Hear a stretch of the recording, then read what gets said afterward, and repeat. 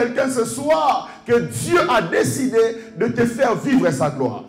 Et cela n'a rien à voir avec ton passé. Cela n'a rien à voir avec ce que tu as fait. Alléluia. Pendant que le fils prodigue venait auprès de son père avec un passé chargé, son père venait avec un avenir glorieux.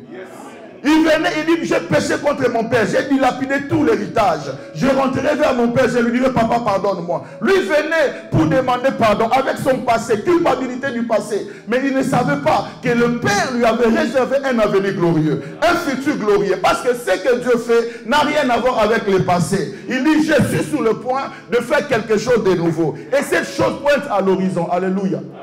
Pendant que le fils prodigue venait avec les hontes du passé, venait avec les échecs du passé, le père venait avec un avenir glorieux. La Bible dit, quand le père le voit de loin, le père va courir. Pendant que lui venait en marchant, le père a couru vers lui. Oh, j'aimerais dire à quelqu'un, lorsque tu arrives dans la dimension de la gloire, quand elle te localise de loin, pendant que toi tu marches, elle va courir vers toi. Je dis qu'elle va courir vers toi. Et ma prière ce soir, que la gloire commence à courir sur ta direction. Lui, il venait vers son père. Il dit à son père, je dirais à mon père, j'ai péché contre toi. Vous savez, frère, dans la gloire, Dieu agit toujours au-delà de ce que nous pensons et demandons. Toujours au-delà. Lui, il dit, je vais vers mon père. Je vais lui demander pardon. Il ne venait que pour le pardon. Mais il ne savait pas que dans la gibecière du père, il y avait 4 choses. Lui venait pour le pardon. Mais quand le père le voit, le père dit, revêtez-lui la plus belle robe. Il ne venait pas pour la robe. Il venait juste pour le pardon. Comme dans la gloire, Dieu agit au-delà. Le père agit au-delà. Au-delà du pardon, il lui donne la robe, une nouvelle robe. C'est-à-dire une robe que personne n'a jamais portée. Écoute-moi très bien. Quand la gloire de Dieu vient, elle ne passe pas d'abord par la main de quelqu'un d'autre avant de t'atteindre. Ce qui est à toi est à toi. Dieu dit, je vais faire quelque chose de nouveau. C'était une nouvelle robe. Une nouvelle. Ce n'était pas une ancienne robe que quelqu'un avait déjà portée. C'est quelque chose que personne n'avait jamais porté et le Père lui réservait. Lui ne venait pas pour la robe. Il venait pour le pardon. Mais au-delà du pardon, il donne la robe. Écoutez, lorsqu'on se répand sincèrement, Dieu nous donne des bonus. Alléluia. Il dit, donnez-lui la robe que personne n'a jamais portée. Une nouvelle robe. Oh, j'aimerais dire à quelqu'un, il y a de nouveaux habits que Dieu va te donner ce soir. Une robe qui n'a rien à voir avec ton passé. Alors qu'il est venu avec une robe plein de déchets, plein de saleté. Parce qu'il a travaillé comme un serviteur là-bas. Le Père dit, débarrassez-lui de toute cette robe-là et revêtez-lui la plus belle robe. La plus belle robe que personne n'a jamais portée. Dieu peut faire avec toi ce qu'il n'a jamais fait avec quelqu'un d'autre dans ta famille. Tu peux être l'ancêtre d'une nouvelle histoire dans ta famille. Alléluia. Et quand tu dis, ah, ça c'est Dieu. Mais personne n'a jamais vu ça. Personne n'a jamais expérimenté. Je suis le premier à le vivre. Et Dieu peut le faire. Donnez-lui la plus belle robe. Le fils ne venait pas pour la robe. Le fils venait seulement pour le pardon. Comme il agit au-delà, il donnait-lui la robe. Il y avait une deuxième chose dans la gibecière du Père. Il n'y avait pas que la robe. Au-delà de la robe, il dit donnez-lui l'anneau. Symbole de l'autorité. Il dit, j'irai vers mon Père. Je dirai au Père, traite-moi comme l'un de tes serviteurs. Mais écoutez frère, dans la gloire, non seulement Dieu te donne la robe, mais Dieu te donne l'anneau. Il restaure ton autorité. Lui a dit, papa, traite-moi comme l'un de tes serviteurs. Mais papa dit, je vais te donner l'anneau. Tu auras l'autorité du fils dans la maison. C'est-à-dire, celui qui a l'anneau a l'autorité. Celui qui a l'anneau a le pouvoir. Il peut mettre le sceau sur les documents importants. C'est-à-dire, pour le Père veut dire au fils, tu peux encore décider comme fils. Tu peux travailler comme fils. Tu peux vivre comme fils. Lui ne venait pas pour l'anneau. Il est venu seulement pour le pardon. Mais comme dans la gloire, il agit au-delà. Il dit, donnez-lui l'anneau. J'ai pris que Dieu restaure ton autorité ce soir. Que l'autorité spirituelle soit restaurée. Que tu aies l'autorité sur tes ennemis, sur les démons, sur les sorciers, sur les diables. Que Dieu te donne l'autorité. Que Dieu te donne l'autorité. Il te donne l'autorité. L'anneau. Donnez-lui l'anneau. Donnez l'anneau. Il ne venait pas pour l'anneau. Il ne venait que pour le pardon. Mais dans la gibecière du Père, il y avait troisième chose, les sandales. Les sandales. Il dit donnez-lui les sandales, le zèle de l'évangile, les ailes qu'il a perdues, les ailes de la maison de Dieu. Donnez-lui les sandales. Les sandales, c'est aussi les symboles de franchir les limites. J'aimerais dire à quelqu'un, tu vas franchir tes limites. Tu vas aller plus loin. Je sens que je dois le dire. De la même manière que cette église a franchi ses limites, chaque membre de cette église aussi franchira ses limites. J'ai parlé à quelqu'un. Je dis de la même manière que cette église a franchi les limites, chaque membre de cette église franchira aussi ses limites. Parce que dans la gloire, nous allons plus loin. Rien ne peut nous retenir. Rien ne peut nous bloquer. Rien ne peut nous arrêter. Parce que dans la gloire, nous pouvons aller plus loin. Il y a aussi les sandales. Je dis qu'il y a aussi les sandales.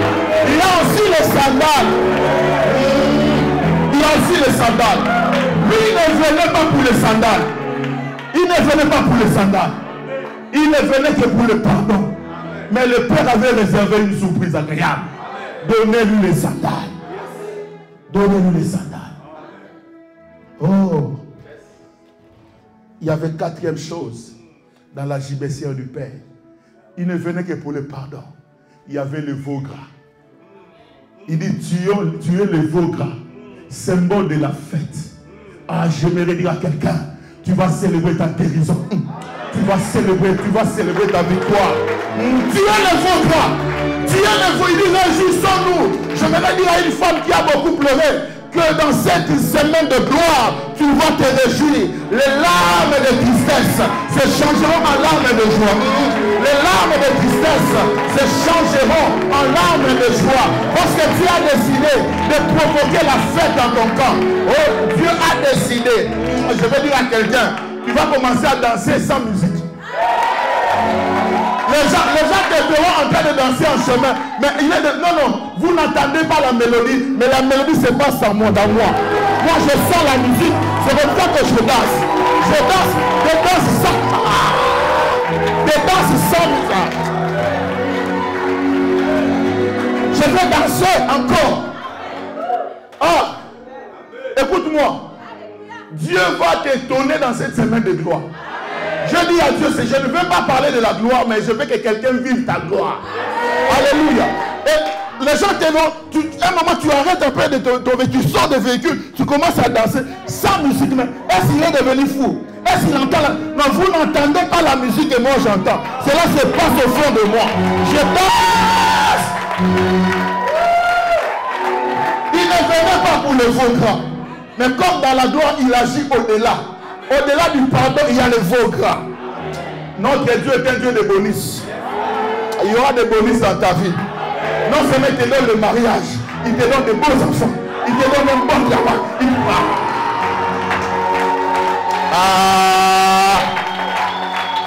Pendant qu'il venait avec un passé chargé, le Père lui réservait un avenir glorieux. J'aimerais dire que ton avenir est plus glorieux que ton passé. Ton futur est plus glorieux que ton passé. C'est quand tu viens auprès du Seigneur, viens de tout ton cœur. Alors laissez-moi d'abord parler quelque chose sur la gloire avant de continuer. Je n'ai pas encore commencé à prêcher. La gloire, en hébreu, c'est kabod. En grec, c'est doxa. Donc étymologiquement, cela signifie le poids. Quand je parle de la gloire de Dieu, je parle du poids de Dieu. Écoutez, notre Dieu pèse lourd. Nous avons un Dieu, je l'appelle poids lourd. Moi, je l'appelle le poids lourd des âges. Alléluia. Donc la gloire, c'est le poids de Dieu. Quand je parle de la gloire, je ne parle pas du poids de tes échecs. Je ne parle pas du poids de ta maladie. Où les médecins disent, je ne parle pas de ces poids-là. Je parle du poids de Dieu. Et quand ce Dieu est en toi, tu deviens aussi poids lourd. Qui connaissent les camions poids lourds? Vous savez, les camions poids lourds ne se comportent pas comme les petites voitures. Parce qu'ils ne sont pas destinés à transporter les mêmes charges. Les poids lourds sont destinés à transporter des grandes charges. Bon, ici, je ne sais pas... Bon, pour ceux qui sont... Bon, excusez-moi de prendre l'exemple de Kinshasa. C'est de là que je viens. Il y a des poids lourds qui font ma taille de Kinshasa. N'est-ce pas? Pendant que le poids lourd est au port de Matadi, on est en train de les charger. Les petites voitures font des navettes. Kinshasa, Matadi. Nous sommes partis. Les poids lourds, non, on n'a pas la même destinée. Moi, je suis poids lourd. Les poids lourds ne sont pas pressés. Et nous sommes bénis. Laissez-les partir. Toi, on est en train de te charger. Tu es destiné à transporter des lourdes charges. Les petites voitures font 5 tours. Mais le poids lourd est toujours là. On les charge. Pendant qu'on les charge là. Mais de lui, vraiment, il ne bouge pas. Depuis qu'il est là. Non, depuis que je suis là, je ne suis pas en retard. On est en train de charger des choses. Et quand le poids lourd va démarrer, et quand le poids lourd roule, ce n'est pas la même vitesse que les petites voitures parce qu'ils n'ont pas la même charge. Et vous savez, la vie n'est pas une course de vitesse, c'est une course d'endurance. La vie n'est pas une course de vitesse, c'est une course d'endurance. Le poids lourd, il roule lentement selon les choses qu'il transporte. La petite voiture qu'il a laissée à Matadi là-bas peut les dépasser. Ce n'est pas un problème. Moi, j'ai des choses que je transporte. Et quand le poids lourd arrive à Kinshasa, un seul déchargement peut couvrir x10 les 20 courses de petites voitures. C'est comme ça, il ne faut pas aller Seigneur. Non! C'est-à-dire, si jusqu'à présent, les choses semblent ne pas marcher, dis-toi que je suis poids lourd, c'est que Dieu est en train de me charger. Je dois transporter la gloire de Dieu. C'est-à-dire, si jusqu'à présent je ne suis pas marié, c'est parce que Dieu veut que mon mariage soit glorieux. Si jusqu'à présent les enfants tardent à venir, c'est parce que Dieu veut que mes enfants soient glorieux. Alléluia. Donc le poids de Dieu. Quand je parle de la gloire, je parle du poids de Dieu. La gloire, c'est aussi, quand on dit la gloire de Jésus, c'est aussi l'honneur de Jésus. La manifestation lumineuse avec éclat de Jésus. La gloire, c'est le miracle de Jésus. La gloire, c'est le prestige de Jésus. La gloire, c'est la guérison de Jésus. La gloire, c'est la visitation de Jésus. La gloire, c'est aussi la mort et la résurrection de Jésus. Amen. Alléluia. Amen.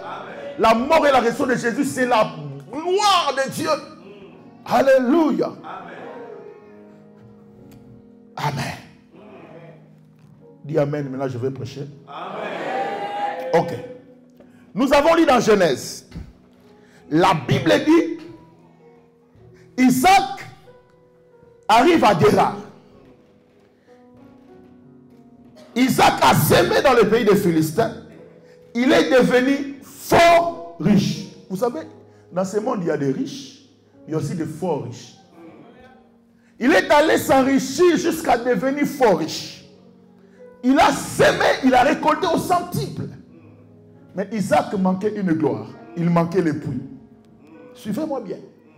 Parce que tous les riches de l'époque étaient identifiés par l'époux. On ne pouvait pas être riche et ne pas posséder un puits. Et Isaac a compris. Et la Bible dit que le berger d'Isaac ont commencé à creuser le puits. La Bible dit le même puits qu'Abraham avait creusé, que les Philistins avaient comblé. Isaac a creusé le même puits. Une parenthèse. Écoutez, tu peux échouer une fois dans la vie ou dans un domaine. Cela ne veut pas dire que tu n'es pas appelé dans ce domaine. Même si les Philistins ont comblé, ça ne veut pas dire que l'eau ne sortira plus.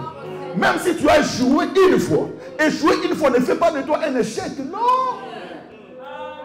Et échouer une fois ne définit pas la vie de quelqu'un. Bon, comme qui n'a jamais échoué dans sa vie, c'est quelqu'un qu'on est là. Qui n'a jamais échoué? En tout cas, si tu es là, je dirais vraiment, tu es Jésus.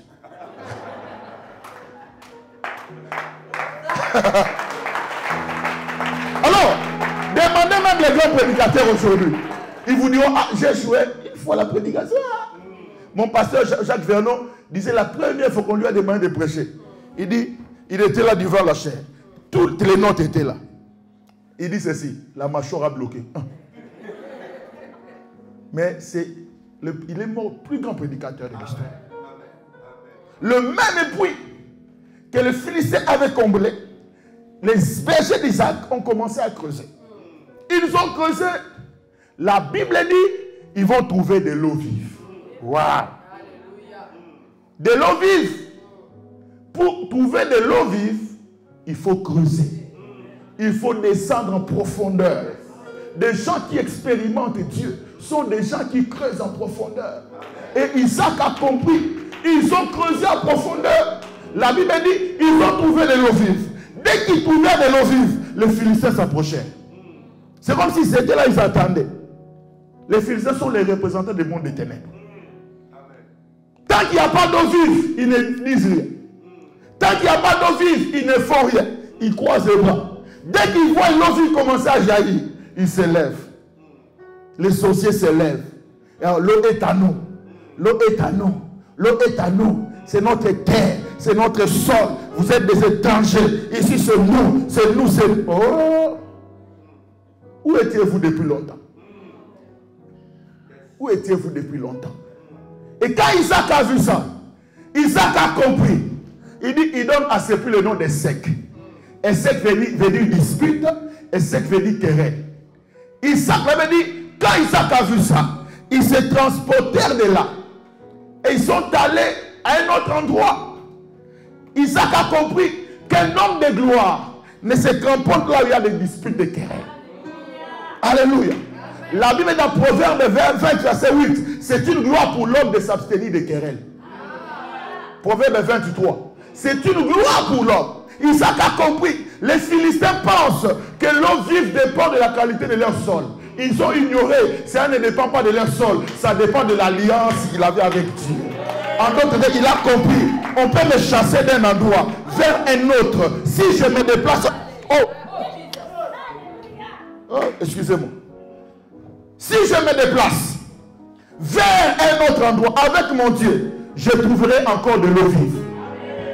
Alléluia, ne vous en faites pas. Cette fois léger, c'est homme, cette fois sereine. Une fois seulement. Non, c'est bon dans les contextes. Isaac a compris. Et les Philistins pensaient que l'eau vive dépend de leur sol. Ils commencent à chercher querelle. Isaac a dit non, non, laissez. Un homme de gloire ne se querelle pas. Ne se dispute pas. Nous sommes avec Dieu. Même si on nous chasse ici, là où nous allons, même si c'est désert, on va fleurir là-bas. Alléluia. Ne vous attachez pas à querelle. Non. Il dit, je comprends que j'ai avec moi le Dieu de l'Alliance. Le Dieu d'Abraham. La Bible dit, ils se transportaient de là. Ils sont montés. Ils sont allés à un autre endroit. Ils ont encore creusé. Écoutez frère, ce n'est pas les disputes des Philistins qui les ont empêchés de persévérer. Beaucoup de gens n'arrivent pas à Rehoboth parce qu'ils ne persévèrent pas. Isaac pouvait se dire, c'est fini, en tout cas nous quittons. Non, il dit, ok, même s'il y a des découragements, nous n'allons pas nous décourager. Nous n'allons pas céder au découragement, nous allons persévérer. La Bible dit, ils se transportèrent de là et ils creusèrent encore. Dites à voisin, creuse encore. Et ils vont trouver encore de l'eau vive. C'est comme si Dieu a pris de l'eau vive qui était à Ezek. Dieu a déplacé cette eau jusqu'à Sitna. En réalité, ce n'était pas le sceau des Philistins. C'était l'alliance d'Israël, d'Isaac avec Dieu. Quand tu as une alliance avec Dieu, tu vivras des choses extraordinaires. Et ils ont creusé encore. Là, ils ont encore trouvé de l'eau vive. Et Isaac, les Philistins sont encore venus. Waouh, les bateaux sont méchants. Ils viennent encore. Tant qu'il n'y a pas d'eau vive, il ne faut rien. Quand tu souffres là, quand il n'y a rien dans ta vie, les sorciers se sont calmes. Dès que tu touches les salaires, les maladies entrent à la maison. Les Philistins, ils viennent combler les puits. Les puits d'eau vive, ils viennent combler. Quand Isaac a vu ce Sitna, il appela Sitna. Sitna veut dire accusation. Sitna veut dire opposition. Quelle est cette gloire où Dieu t'amène à toucher les accusations? il y a toujours des oppositions. Mais j'aimerais dire à quelqu'un, quand tu marches avec Dieu et que tu vois les accusations venir dans ta vie, les oppositions arriver dans ta vie, sache que Dieu te programme pour un autre niveau. Chaque opposition dans ta vie, chaque adversité est un test que Dieu te donne pour t'amener à un niveau plus élevé. Et j'aimerais dire à quelqu'un, s'il n'y a pas signe, il n'y aura pas Rehoboth. Pour atteindre Rehoboth, Dieu permettra qu'il y ait des oppositions, qu'il y ait des accusations. Cela arrivera, mais ce n'est pas pour te tuer, ce n'est pas pour te détruire, mais c'est pour t'élever, pour que tu montes le niveau. La Bible déclare, assieds-toi à ma droite, jusqu'à ce que je fasse de tes ennemis ton marchepied. Dieu est conscient que nous avons des ennemis. Dieu est conscient qu'il y a l'adversité. Dieu est conscient qu'il y a les combats. Mais Dieu dit ceci, il n'a pas dit combat-toi à ma droite. Non, il a dit assieds-toi. Écoutez, lorsqu'on demande à un enfant de s'asseoir, c'est soit qu'il veut manger, soit qu'il veut se reposer, soit qu'il veut étudier, soit qu'il... Je vais dire à quelqu'un, assieds-toi à la... Il dit assieds-toi à ma droite jusqu'à ce que... Il y aura des oppositions. Il y aura des oppositions. Mais tout ce que le diable fait dans ta vie, ça ne sera pas pour te faire descendre. Ça sera pour te faire monter. Quelqu'un n'a pas compris. Je dis tout ce que le diable fait dans ta vie. Ce n'est pas pour t'amener plus bas, mais pour t'amener plus haut. Mon frère, je viens. Oui, toi. Ah bon, on a signé. Je vais vous dire quelque chose. La Bible dit, Jésus, après avoir jeûné et prié 40 jours, l'Esprit de Dieu l'amena dans le désert pour être tenté.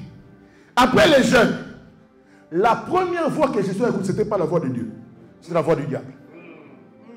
Après 40 jours, nous, les jeûnes et prières, la première fois qu'il entend, si tu es fils de Dieu, il pouvait dire, ah, je viens de la prière, donc ça c'est Dieu. Non, ce n'était pas Dieu. La Bible dit, après avoir prié, jeûné, le diable le transporta où? Sur une autre montagne pour les tenter. L'objectif du diable, c'était quoi? D'empêcher à Jésus d'aller à la croix. Parce qu'il savait que si seulement Jésus va à la croix, c'est fini pour lui. Alors le diable, la Bible déclare, quand Jésus a fini, écoutez, Jésus est le poids lourd, nous avons dit. N'est-ce pas? Après avoir jeûné et prié, certainement physiquement, Jésus, il était faible. Il pesait 40 kilos, 45 kilos. Mais spirituellement, il y avait des tonnes. La Bible dit quoi? Le diable les transporta. 1 kilo. Il pèse, hein?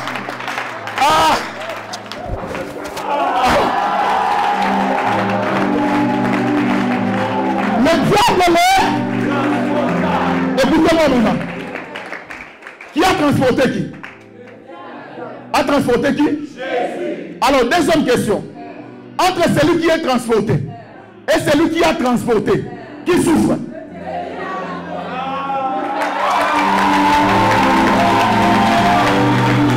Qui souffre? En réalité, Jésus n'a pas souffert. C'est le diable qui a souffert. Parce qu'il a transporté.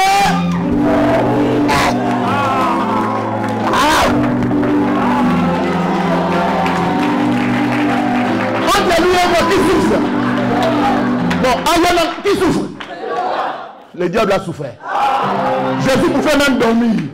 Donc. Quand tu écoutes-moi bien, dans ta marche avec Dieu, quand tu vois, tu as prié, tu as gêné, tu as fait des sacrifices, tu as donné l'offrande. Mais c'est comme si le combat ne se termine pas. Donc, parce que la Bible dit, il donne à ses bien-aimés pendant leur sommeil. Des choses que tu n'as pas reçues pendant la prière, tu peux les recevoir pendant le sommeil. Dans ce jour-là, le diable a souffert. Il pensait qu'il a tombé Jésus. Mais écoutez, le diable est malin qu'il est. Il ne réfléchit plus bien. Parce que sa tête a été écrasée. Il ne réfléchit plus bien. Avec cette charge qu'il avait, au lieu de rester au bas de la montagne, mais il est transporté sur lui. Regardez-moi, regardez. Lorsqu'on a une charge, plus on monte, la charge devient encore lourde.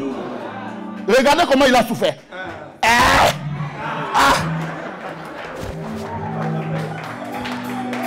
En réalité, Jésus n'a pas souffert. C'est comme ça que j'ai dit à quelqu'un. Les actions du diable dans ta vie, ce n'est pas pour te faire monter, mais c'est pour t'élever. Quand je lis ma Bible me dit, après avoir tenté, le diable le quitta. Où c'est? Sur la montagne. Il a laissé où? Sur la montagne. Et les anges sont venus le servir. Le diable pour lui, il se disait, je vais faire descendre Jésus. Mais il ne savait pas que Dieu a utilisé ses manœuvres pour placer Jésus dans une atmosphère où les anges devaient quitter le ciel pour venir le servir. Je dis à quelqu'un, tout ce que Dieu a fait dans ta vie, ce n'est pas pour te détruire. Dieu le laisse faire. Il est en train de te mettre dans une atmosphère où Dieu va déployer une armée des anges pour venir t'aider, pour venir te soutenir. Non, tu ne descendras pas, tu monteras. Alors dis ta voisin, je suis l'âge de Noé. La Bible dit que Noé trouva grâce. Et Dieu lui dit, fais-toi une arche. L'arche de Noé était le produit de la grâce. C'est quand le déluge est venu, le déluge a tout emporté sauf l'arche. Si ta vie est produit de la grâce, le déluge peut venir, le déluge va tout emporter sauf toi. Parce que ta vie est le produit de la grâce. Dieu a dit à Noé, fais-toi une hache. Hache en hébreu c'est Théba. Dis avec moi Théba. Théba signifie cercueil. Le mot hache de Noé et la caisse qui a transporté Moïse dans le Nil ont la même origine. Le caisse là c'était cercueil. Ça dit Moïse dans le Nil était dans le cercueil. Noé et ses enfants pendant le déluge étaient dans le cercueil. En d'autres termes, par rapport à l'ordre de Pharaon de tuer tous les mâles, Moïse était déjà mort. C'est comme ça, il ne pouvait pas être tué deux fois.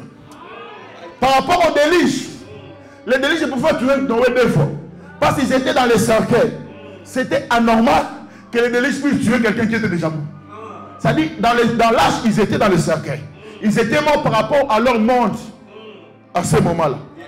Et quand le déluge est venu, la Bible dit, tout a été emporté. Mais on a trouvé Lachou sur le mont Harari. Ce qui a fait descendre tout le monde a élevé l'argent. C'est ça que je veux dire.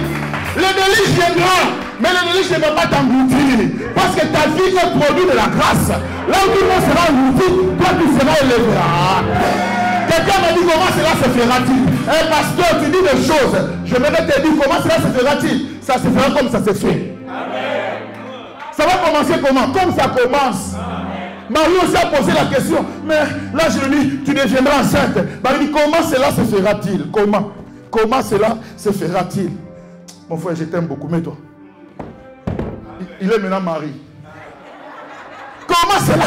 C'est ça beaucoup de chrétiens. Même quand je te parle des choses que Dieu va faire dans ta vie, tu dis, mais pasteur, comment cela se fera-t-il? Comment? Alléluia. L'ange dit, le Saint-Esprit viendra sur toi et la puissance du Très-Haut te couvrira. Pourquoi la puissance doit te couvrir?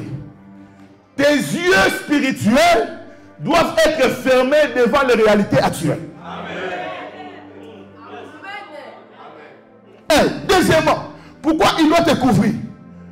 Dieu va te rendre un moment invisible devant les hommes. Et Dieu va t'empêcher aussi de regarder les réalités présentes. Parce que quand Dieu te dit, en réalité, comme il est là, il ne vous voit pas, nous ne le voyons pas. Mais seul Dieu le voit. C'est-à-dire, à ce niveau, Dieu veut que ta foi fonctionne. Tout ce que je dis ce soir, cela arrivera par la puissance du Saint-Esprit. Dieu t'amènera dans un autre niveau de gloire.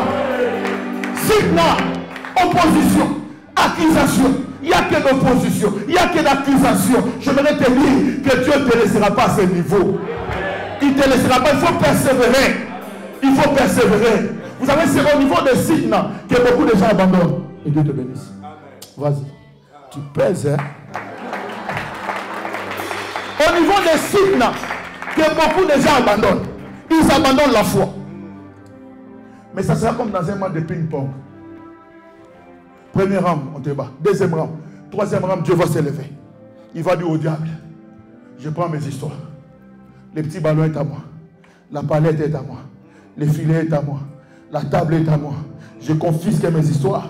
Mon enfant, ma fille, doit atteindre Rehoboth. Il doit atteindre Rehoboth. Il doit persévérer. Il doit arriver à Rehoboth. Alléluia. La Bible déclare, la Bible dit, Dieu, de la poussière, il retire l'indigent. Du fumier, il relève le pauvre. Et le fait asseoir avec les grands. C'est Dieu qui le fait asseoir. En d'autres termes, Dieu l'impose dans les milliers de grands. Dieu, c'est comme ça. Dieu n'a pas besoin d'audience. Il n'a pas besoin de carte de visite. Quand il vient, il se décide. Il prend celui que vous négligez. Il l'impose dans les milieux. Ah, je dis que Dieu va t'imposer. Il va t'imposer dans les milieux. Que les hommes le veuillent ou pas, il le veuille ou pas, il va t'imposer. Parce que tu dois arriver à Rehoboth. Pour arriver à Rehoboth, il faut persévérer. Alléluia. Il faut persévérer. Dis à voisin, il faut persévérer. Troisième niveau, ils arrivent à Rehoboth. Il dit cette fois-ci, l'Éternel nous a mis au large. Et nous prospérerons où dans les pays. Quel pays? Les pays des accusations, les pays de l'humiliation, les pays des querelles, les pays des oppositions. Écoutez-moi bien, Dieu ne va pas t'élever en dehors des gens qui t'ont vu pleurer. Sinon la gloire ne sera pas grande. Je prie que Dieu t'élève dans cette église. Nous qui avons vu tes pleurs ici, que nous serons témoins de la grandeur de Dieu dans ta vie. Il faut que Dieu t'élève ici. Il faut que Dieu t'élève. Tu vas pleurer avec les pasteurs, que les frères de l'église disent Dieu est fidèle. Parce qu'ils t'élèvent aux États-Unis, les Américains là ne connaissent même pas ton histoire. Ils ne connaissent pas ton histoire. Il faut que cela se passe. La Bible déclare, cette fois-ci, il nous a mis au large.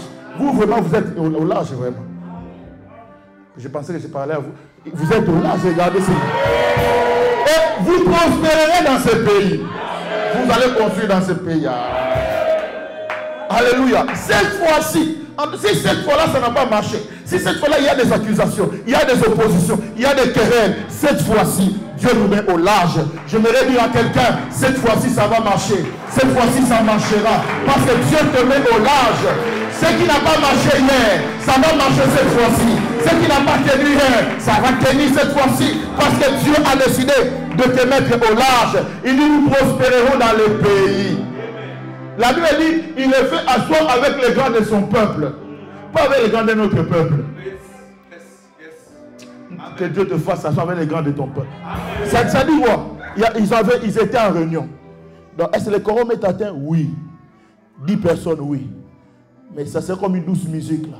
Une chaise qui n'avait pas prévu va apparaître dans la réunion. De qui est-il fils? Toi qui es-tu?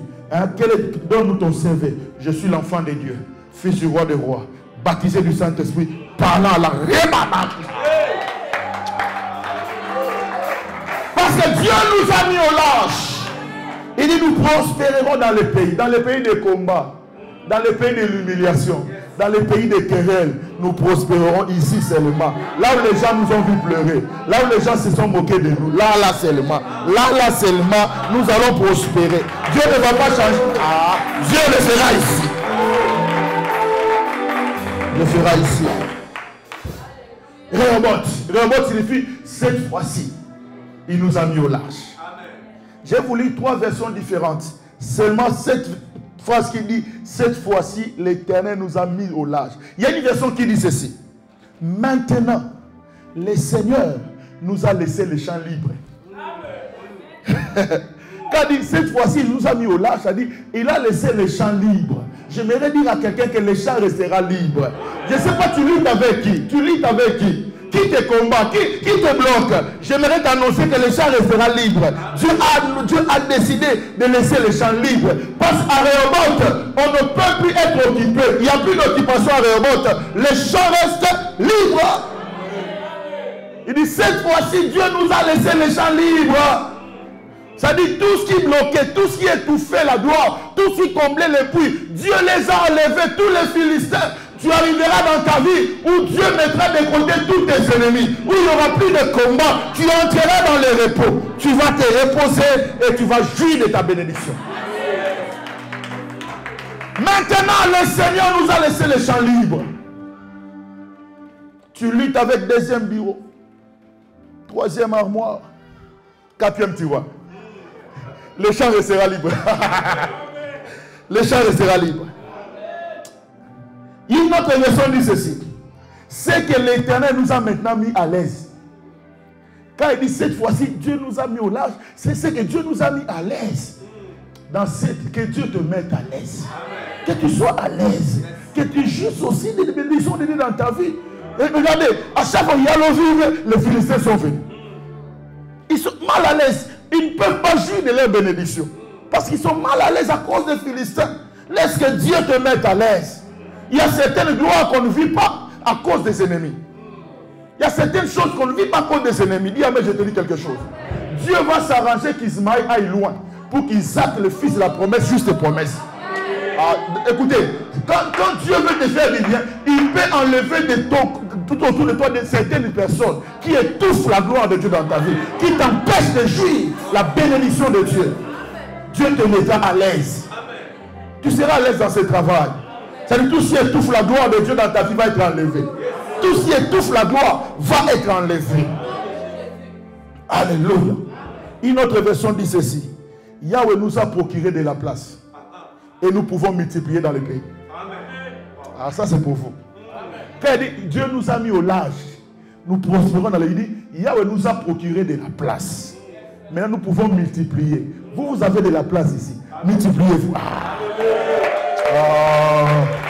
Écoute, je te donne un secret. Écoutez. Entre les bergers et les brebis, qui doivent se multiplier. Donc la croissance de l'église ne dépend pas seulement du pasteur. Le rôle du berger, c'est d'amener le troupeau dans le vert pâturage. Quand il mange bien, les brebis se multiplient. Oh, église, quoi t'es passé un thé, bozolia. Je parle Nicolas. Vous mangez. Vous mangez. On vous donne le vert pâturage. Mais tu dois te multiplier. Il y a des brebis stériles. Oh non, l'église, non, le rôle du berger, les bergers ne se multiplient pas. Ce sont les brebis qui se multiplient. Les bergers donnent à manger. Oh, l'église ne grandit pas. Non, vous savez, quand j'ai compris ça, aujourd'hui, excusez-moi, bon, je parle humblement, mon église, nous avons 2000 membres. Et ce n'est pas moi. Moi, mon rôle, c'est d'enseigner. Et les rôles de berger, ils sont là chaque samedi. Évangélisation. De se multiplier. Tu as beaucoup mangé, tu t'es déjà multiplié. Amen. Il nous a procuré de la place. Et nous pouvons multiplier. Ici à Orléans, nous allons nous multiplier. Nous allons casser à gauche, casser à droite, casser devant, nous étendre. Nous multiplierons. Rehoboth, cette fois-ci. Si cette fois-là, il y avait des oppositions, si cette fois-là, il y avait des accusations, cette fois-ci, Dieu nous procure de la place. Amen. Dieu nous met à l'aise. Qui veut aller à Rehoboth? Vous savez, moi maintenant, je ne veux pas Rehoboth. Je vais te prendre maintenant d'un niveau vers un autre. La Bible dit dans Jean, Jésus arrive à Sichar, devant le puits de Jacob. Suivez-moi. Le puits que Jacob avait laissé à Israël. Jésus va trouver la femme samaritaine. Jésus dit à la femme, donne-moi à boire. La femme dit, comment toi qui es juif, me demandes-tu à boire à moi qui suis samaritain? En réalité, entre les juifs et les samaritains, il n'y a pas d'attente. Jésus dit, si tu connaissais les dons de Dieu, et qui est celui qui est donné à boire, tu lui aurais toi-même demandé à boire, il t'aurait donné de l'eau vive. La femme dit, qu'est-ce que tu veux dire? Tu es plus grand que notre père Jacob, qui nous a laissé ce puits, qui nous a laissé cette gloire. La femme samaritaine montre à Jésus la gloire de Jacob, le puits de Jacob. C'était une fierté pour eux. Donc nous sommes les fils de Jacob. Il nous a laissé une gloire, le puits. Mais Jésus dit, femme, si tu connaissais celui qui te dit donne-moi à boire, moi je te dis, moi je n'amène pas la dimension du puits. Si quelqu'un croit en moi, ce ne sont pas les puits d'eau vive qui couleront de son sein, mais Jésus amène la dimension de fleuve. Si Jacob a laissé les puits, Jésus n'amène pas les puits, Jésus amène la dimension de fleuve.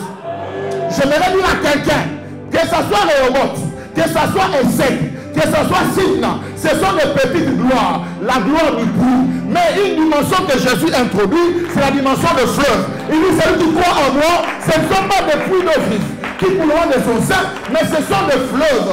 J'aimerais prendre quelqu'un d'une dimension à une autre, du puits vers le fleuve. Il y aura transfert ce soir du puits vers le fleuve. Jésus n'a pas laissé le puits, Jésus a laissé le fleuve. J'ai dit que Jésus n'a pas laissé le puits, Jésus a laissé le fleuve. On peut combler le puits, on ne peut pas combler le fleuve. C'est-à-dire la dimension que Jésus a amenée, la gloire que Jésus a amenée, c'est une gloire, ça c'est moi, incomblable, instoppable, incandamable. Écoutez, tu peux étouffer le puits mais pas le fleuve. Jésus dit à la femme, ce que tu me montres là c'est petit. Moi je ne laisse pas le puits, moi je laisse le fleuve. Il dit celui qui croit avoir des fleuves d'eau vive couleront de son sein. En réalité, ces fleuves sont en toi, mais c'est la foi qui vient les déclencher. Ça ne viendra pas de l'extérieur. Il dit ça coulera de ton sein. Fais comme ça, j'ai des choses à moi. Ah, tu as des choses en toi. Il dit si quelqu'un croit. Alors elle montre à Jésus la gloire de Jacob, les puits. Écoutez, dans les puits, on trouve que des magorodes, des frétins, des saletés, des déchets. Mais dans le fleuve, il y a des mammifères dont on ne connaît pas les noms. Ah, c'est comme ça que je prie que notre église soit une église fleuve. Vous savez, quand j'ai pris, j'ai dit Seigneur, je ne veux pas que tu me donnes une église puits où il n'y a que des ndaka là, des petits poissons, des censures. Non, je veux une église fleuve où il y a des capitaines, des Monganta, des... Où quand l'église, écoutez, il y a des gros poissons. Dans les puits, il n'y a pas de gros poissons. Il n'y a pas de gros poissons, des petits poissons. Mais dans les fleuves, il y a de gros poissons. Je dis, c'est une église où, lorsque l'église a un projet, un frère vient donner ses masses à dîme, ça résout tous les problèmes. Si vous posez de passer dans votre église, vous avez un frère comme Messie, fidèle au lit, autrefois. Il y a certains appels qu'on ne fera plus. Hein? Jésus dit, celui qui croit en moi, de fleuve d'eau vive. Tout ce qui s'est passé dans l'ancienne alliance, c'était depuis qu'on comblait. Moïse a amené une gloire, mais qui était étouffée.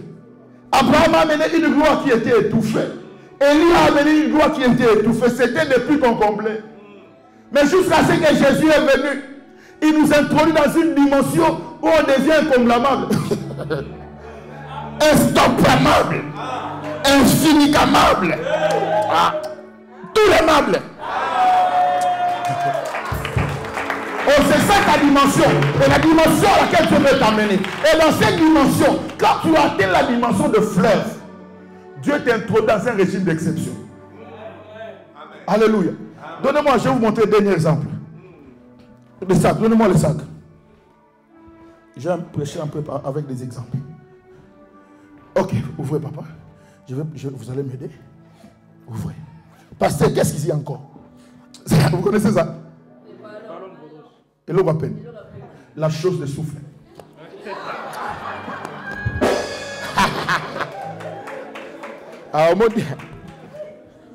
Allez, je vais vous montrer quelque chose. Jésus dit, celui qui croit en moi, de fleuve d'eau vive. Bon, mettez ça ici, papa. Tenez ça, coprédicateur. Regardez, c'est quoi? Tous sont des ballons d'air.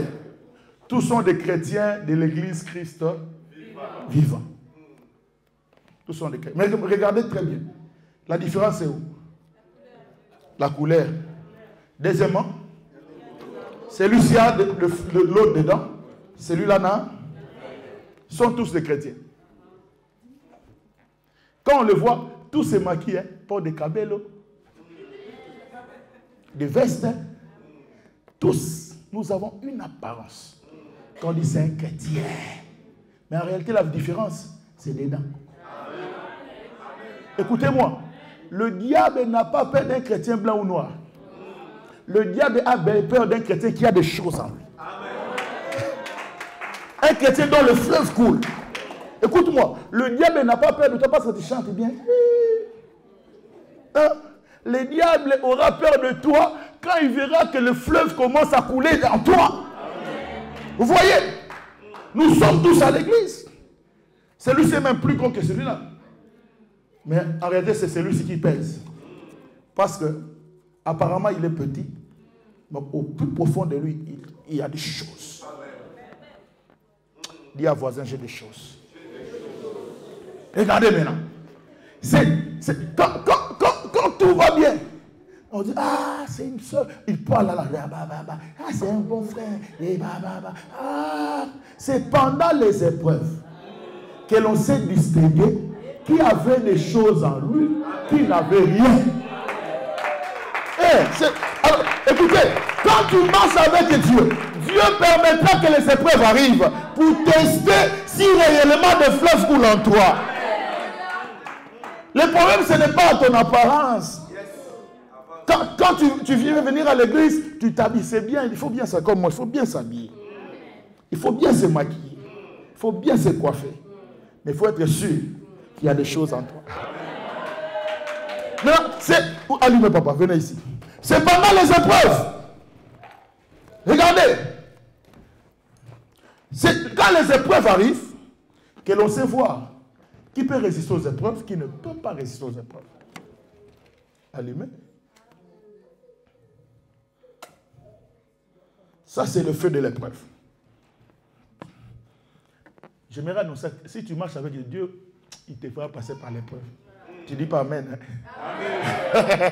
Amen. C'est le chemin de tous les champions de Dieu. Amen. Écoutez, il n'y a pas évangile sans la croix. Yes. La vraie évangile, il y a la croix dedans. C'est comme ça. Il y a le monde veut vous tromper, vous dire, venez dans la rose croix. On vous montre la rose avant la croix. Et vous acceptez. On dit rose, croix. Il y a rose avant, mais derrière la rose, il y a la croix. Mais avec Jésus, la croix vient avant. Amen. Tu acceptes de passer par la croix et tu as la gloire. C'est comme ça que Jésus, avant d'aller à la gloire, avant que Dieu lui donne la place, le nom au-dessus de tous les noms, il devait passer par la croix. Mais quand les épreuves arrivent, c'est là qu'on sait voir qui était vrai, qui était faux. Regardez, celui-ci, bien qu'il est costaud, gonflé. Peut-être qu'il crie plus que tout le monde. Mais quand les épreuves arrivent, regardez. Il a résisté? Non, allumé. Parce qu'il est vide. Il n'y a rien dedans.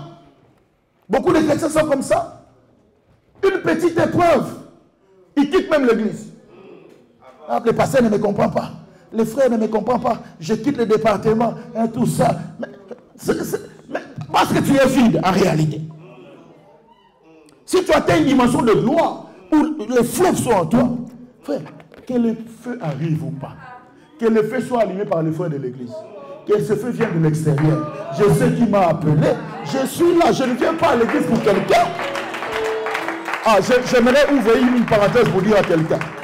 Quand vous voyez quelqu'un quitter l'église à cause des gens, c'est qu'il n'était pas venu à cause de Jésus. Amen. Mais c'est lui qui est venu à cause de Jésus. Que le ciel me régale comme ça. Et ça m'est égal. Moi, je continue à suivre mon Jésus. Les épreuves arrivent. Le feu arrive. Regardez. Il n'a pas résisté à lui, papa. Pourquoi? Il est vide. Mais celui-ci, le même feu, la même épreuve, tous passent par cela. Mais deux réactions différentes. Le même feu qui a brûlé les autres, qui a consumé certains. Regardez celui-ci.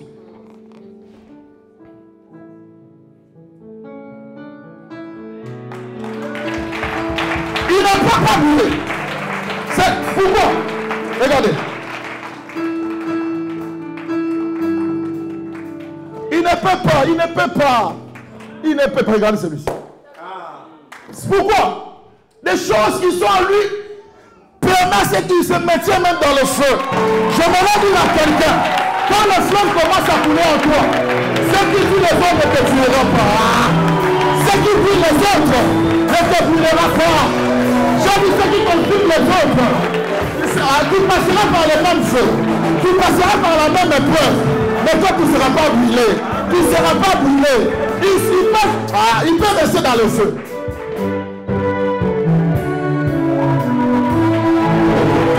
Il peut rester dans le feu. Pourquoi? Il y a des choses. Ce qui encore va te garder pendant les épreuves. Ce que tu pensais va te garder pendant les épreuves. J'ai dit que dans cette dimension, Dieu t'introduit dans un régime d'exception. C'est-à-dire, 1000 tombera à ta gauche, 2000 à ta droite. Mais toi, tu ne seras pas atteint. À cause des choses qui sont en toi. Attends quelqu'un comme ça. Quand tu viens dire, j'ai des choses à moi. Tu dis, j'ai des choses à moi. J'ai des choses à moi. J'ai des choses à moi. C'est comme ça que les gens ne te comprennent pas. Malgré la difficulté, malgré la souffrance, malgré les épreuves, mais Dieu est toujours là. Il ne comprend pas. Il lui vient la force. Lui nous vient. Ce n'est pas l'apparence. Ce n'est pas l'apparence. C'est dedans. C'est dedans. Écoutez-moi. Je m'appelle Yves Bampilé. J'ai le sang bampilique. J'ai la morphologie bampilique. J'ai la taille bampilique. J'ai la teinture bampilique. Mais les choses qui se passent à moi ne sont pas bampiliques. Elles sont toujours là. C'est comme ça que les gens ne te comprennent pas. Les gens ne comprennent pas. Écoutez, les gens disent, mais qu'est-ce qui se passe? Malgré les épreuves, malgré les difficultés, mais il est toujours souriant, elle est toujours souriante, elle est toujours coquette. Qu'est-ce qui se passe? En réalité, ce n'est pas l'apparence, mais ce sont des choses. Ah, dis-moi, j'ai dit un genre de choses. Et même quand l'apparence, c'est le problème de dedans. Pourquoi? Mais cette soeur, avec tout ce qu'elle a connu, mais elle est toujours comme ça, toujours joyeuse. Mais tout le monde abandonne, elle est debout. Non, elle était l'apparence là que vous voyez. La vraie, elle est dedans. Le fleuve. Écoute-moi maintenant. Je m'en vais terminer, écoute-moi. Qui sont des constructeurs ici, des ingénieurs? Vous savez, dans la construction, lorsqu'on jette un pont, il y a toujours ce qu'on appelle coefficient de sécurité. N'est-ce pas? C'est-à-dire, lorsque les ingénieurs jettent un pont, par exemple, ils jettent un pont de 40 tonnes. Ils vont prévoir un coefficient de sécurité de 10 tonnes. Ils se disent, il peut y avoir des gens malades, puissent faire passer un camion de 45 tonnes. C'est comme ça qu'ils mettent un coefficient de sécurité de 10 tonnes. Sur les ponts, ils vont écrire, ce pont peut supporter jusqu'à 40 tonnes. Mais eux-mêmes savent, même si un camion de 45 tonnes passe, ils ne sont pas inquiets parce qu'il y a un coefficient de 10 tonnes. En réalité, le pont peut supporter 50 tonnes. Mais lorsque un pont de 40 tonnes, nous voyons un camion de 45 tonnes passer sur le pont où on a écrit 40 tonnes, nous les profanes, nous qui n'avons pas fabriqué le pont, nous allons tenir la tête. Et qu'est-ce qui se passe? Le pont va s'affaisser. Le pont va être détruit. C'est fini. Regardez ces malades.